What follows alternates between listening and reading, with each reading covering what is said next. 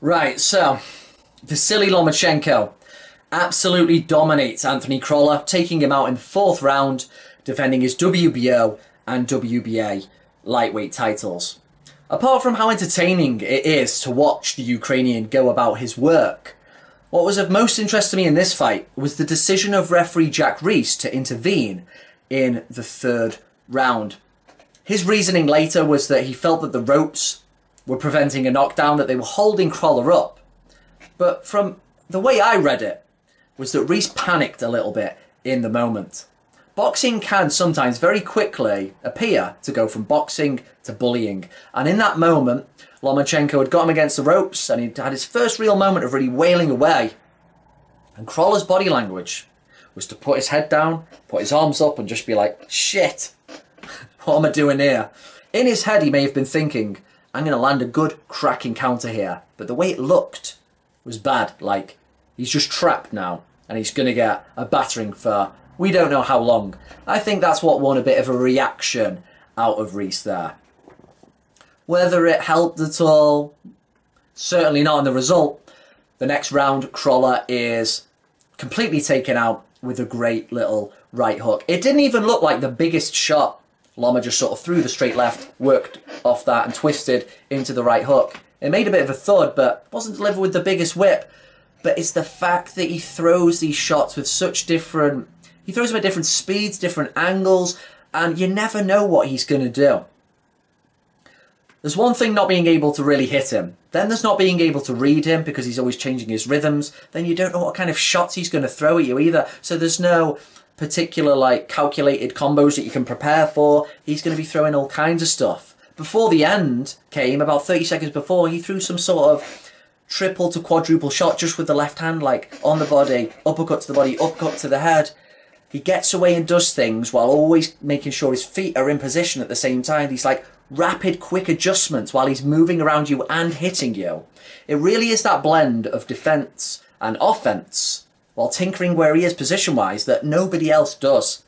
And it absolutely overwhelmed the Mancunian. Now, the fact Crolla got done in 4 rounds is going to be a bit hard for him to take.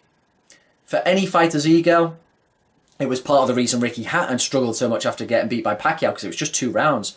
If you look at Bellew, who got beat by Alexander Usyk kind of recently, at least that went 8 rounds. Yeah, he was disappointed, but as time goes by, he can always go, well, I gave him a good fight. I troubled him a bit tactically, then he took me out. But Crolla, getting done in 4, and just not being in the fight at all, it's going to be tough for him to digest that as a fighter. Yes, it was the right decision to fight Loma, but nonetheless, a sour pill to swallow. Now, as for Lomachenko, he said he's not going to be going up to 140 pounds. I think that's the right decision. He said it's stupid. I thought that was the best way of putting it. His frame is small. His shoulders are narrow. He's not a big guy. We just saw what happened with Mikey Garcia attempting to do something with Errol Spence, who was so much bigger than. He just wasn't in the fight. He couldn't do anything to him. And now some people are saying, well, yeah, people are bigging up Lomachenko. Well, then why doesn't he go through the weights? Well, maybe, he just might not have the frame for it. And maybe he's not quite as good as Roberto Duran. Maybe we'll have to accept that.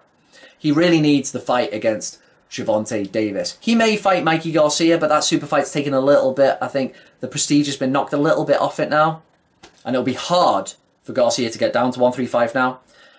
Gervonta Davis is the one to make. The only problem is, of course, I don't think he is going to be really up for that until he sees some noticeable wear and tear in the Ukrainian. Loma's arm, which was, of course, needed some surgery, seems to be working fine. But I just don't think, especially that Gervonta Davis is with Mayweather. We all know how he operated, as good as he was. They will be looking for cracks in the paintwork before they go for Loma, which is a real shame, because if Loma's not going to go up, who's he going to fight?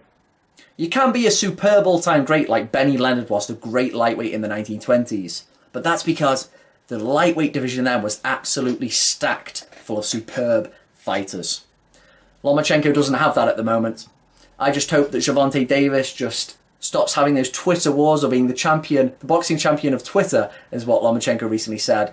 And they can get that one done at least in the next 2 years, because Lomachenko's talent and his kind of style isn't going to age the best, I don't think. I want to see those skills tested against the best possible guy.